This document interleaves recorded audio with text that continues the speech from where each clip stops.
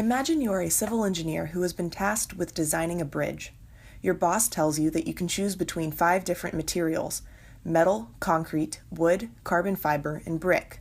You also have 3 different ways you can put the pieces of the bridge together: screws, glue, and nails.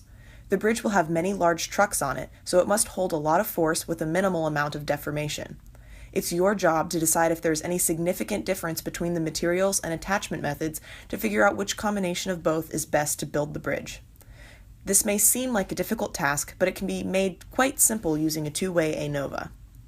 First, you design an experiment to determine how much a small sample bridge bends under a load. Unfortunately, your boss is very cheap and is only willing to purchase enough materials to collect 15 data points, one for each combination. This can also be phrased to say that your ANOVA has a Kij equal to 1.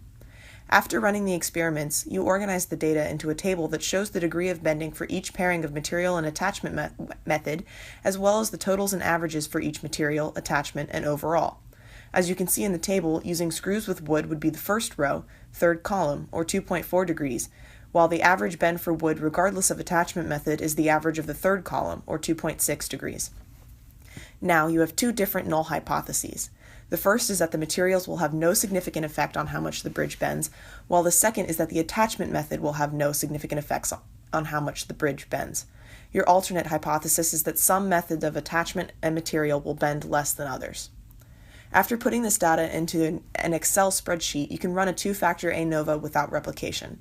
Reading the output, you can see that for the rows, or attachment methods, the F value is 2.6, while the critical F value is 4.46. Since our F value is lower than the critical, we know that there is no significant difference in attachment types. Your boss may suggest that you use the cheapest methods.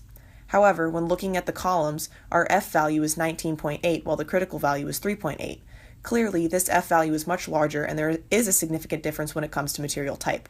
Looking back on our data, the 2 lowest materials were metal and carbon fiber with 1.4 degrees of bending. You may need to run further tests to determine which of these 2 materials is the best. While it may seem strange to run a 2-factor ANOVA when you could run 2 separate 1-factor ANOVAs for each category, which seems simpler, there are in fact reasons to use a 2-factor ANOVA instead. The most important of these reasons is that running 2 individual ANOVAs cannot detect the same interactions between factors that a 2-way ANOVA can, should you have more than one observation per combination. As it is clear to see with this example, 2-factor ANOVA is a very powerful tool which will be useful in your engineering career and beyond.